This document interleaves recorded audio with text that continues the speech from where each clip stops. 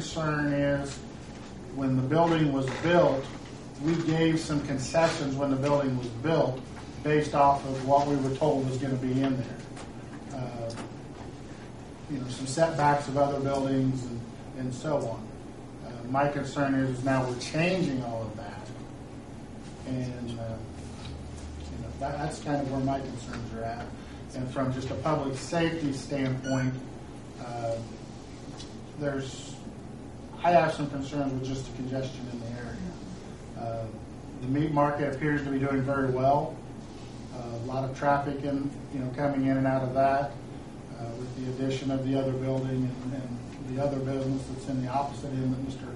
Oliver's going into has always been a very good business. And again, it's just that intersection right there is just a concern that while Kathy and I were there taking the pictures that you guys received in your packets so that you could familiarize yourself with the area, there were cars going the wrong way on the road trying to get out of there then.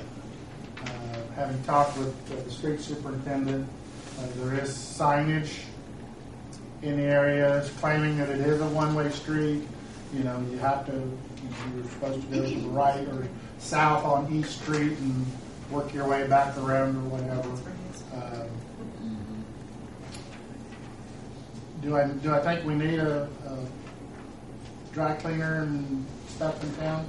Absolutely. My concern is that his business is going to do very well, which I hope it does.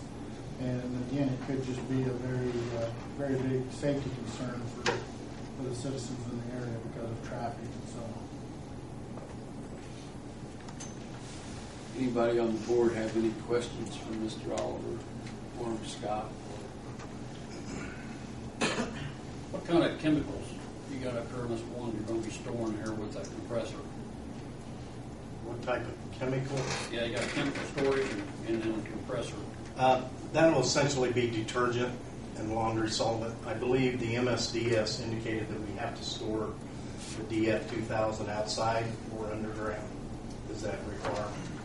So that will be handled in a secure location outside. The storage in the compressor room will only house non-flammable detergents, bleaches, or anything of that nature. Is that kind of like in a cylinder type? I would assume that it comes in a 55-gallon drum from what I've asked, essentially for the other dry cleaners' usage. Have you had any dry cleaning experience prior to this? Actually, I've done an extensive research on this.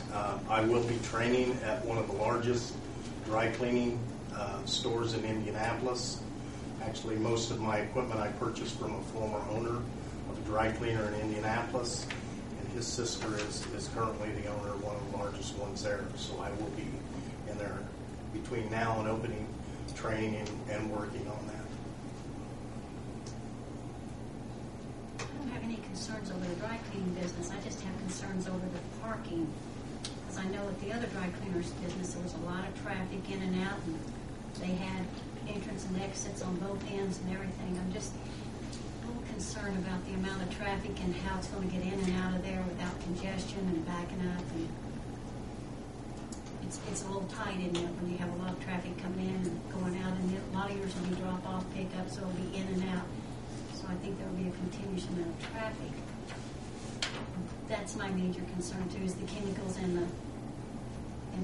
the traffic, the congestion of it, and once it gets into the lot.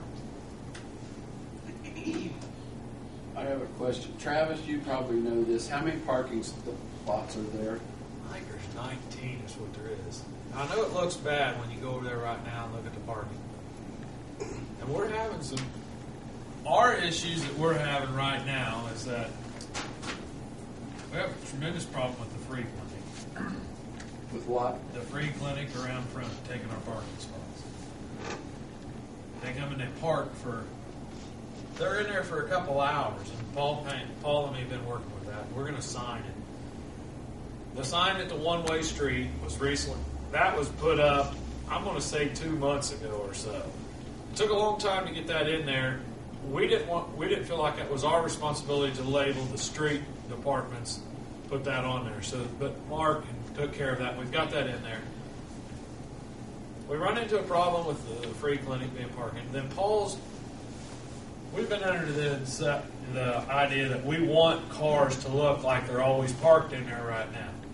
So I'm taking a parking spot myself that I can park somewhere else, and Fred is too. And Paul understands. Paul's excited to be getting this. We go hand in hand and can work together, but I think there's 18 parking spots. There's 19, Dad says, but there's times it does get busy. I'm not going to, we like that. I mean, we want it to be busy. Yeah, I understand. And we go hand in hand, but I mean, there's some things we can do to improve that. We've got, today we had 5 cars in there at one time that were all at free clinic. And we're doing the maintenance on the parking lot. We're trying to clean our sidewalks. And I left and ran over to Tops because I started painting and doing stuff in there. Came back, my 2 parking spots in front of where I was working in his building were gone. And I was in there for 2 hours. Now, I don't know how long, I don't understand why it takes that long to go in there. But we, and I think Fred gets really worked up on it more than I do. But today I was upset about it because I was paying attention to we're honestly looking at closing off the walkway in between the 2 buildings. Where we've did that setback. Yeah. It's nothing but a trash pit. Yeah. The people come out. I pick up stuff in there all the time, and then you go over the weekend and come back and it's a mess again. So I don't know what Scott said there's concessions made with setbacks and stuff. I'm not for sure what we did there in the beginning that was different than what we needed to do to meet codes. But if we the only thing I remember was the parking spots. We were short. I think 1.5 parking spots. We were short parking spots is what if you count the square footage. But Paul, they're taking some parking spots, and he knows that hey, we may have to park on down the street. Our customers are first, and we're going to have to walk a little. We're going to have to hoof it. There's parking down back, down past St. Mary's, and then there's the parking, the fish or the Bread for Life. Yeah. And I've heard rumor that they're moving. They bought a new building. I've heard they bought a building. That's a huge deal. Like they'll park right beside our dumpster and they just park wherever. And I don't know where we stand on getting the alley repaired. I thought it was going to be done. I don't know. But we've got. Well, I was just more concerned with the not turning left. People. I started to do it myself the other day when I left there. I started to go straight, and I thought, boy, you got to turn. You got to turn right because I got to set a good example. But you get sitting there and you get to thinking about something else, and the next thing you know, you're about ready to go straight across, and that's going to cause a problem. That's going to get you killed. Anyway. Don't go straight across. Yeah. But the parking, not so much the parking, we do got the sign up now. Maybe that'll help. The sign is up now. I think it's been up for Kathy to know the date they put it up. It's a couple months or so. It's been there a while. It seemed like it took forever to get it in. But they got stuff going on. It's up now. Yeah, I Couple think maybe in months, the fall they might have put it up. No. The free clinic is only open on Tuesdays, and then on Thursday evenings from 5 to 7, so. Well, I know it was open. I do know it was absolutely open today.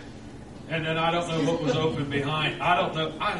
And I should pay attention to more when they're open and that. But That's when they're open. We've been They're busy. looking to move also. Trying to run a business. I know that they are looking. I know that they've been looking to move. And I'd actually talked to them at one time, but nothing major things on that. There's some things we can do to help improve the parking too, and we understand that. We chose this location because it is a new facility. We wanted something that was very nice and appealing to the city to offer the service that we want to offer. We wanted a real nice area. That area is one of the most heavily traveled every day. I think there's about 15,000 cars that travel up and down that street. Yeah, I'm sure that's an ideal. Anybody here from the audience, other than the people that have already spoken here to